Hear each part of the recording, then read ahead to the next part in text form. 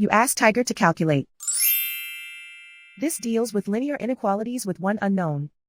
The final result is x greater than 14 over 3 greater than 42 over 3. Let's solve it step by step. Group all constants on the right side of the inequality. Subtract 5 from both sides.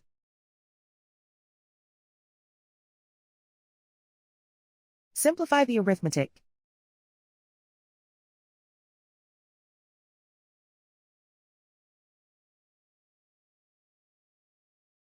Isolate the x.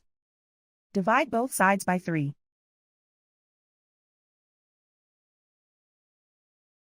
Simplify the fraction.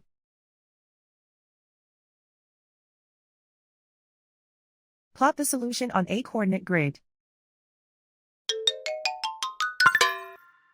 And so the final result is x greater than 14 over 3 greater than 42 over 3.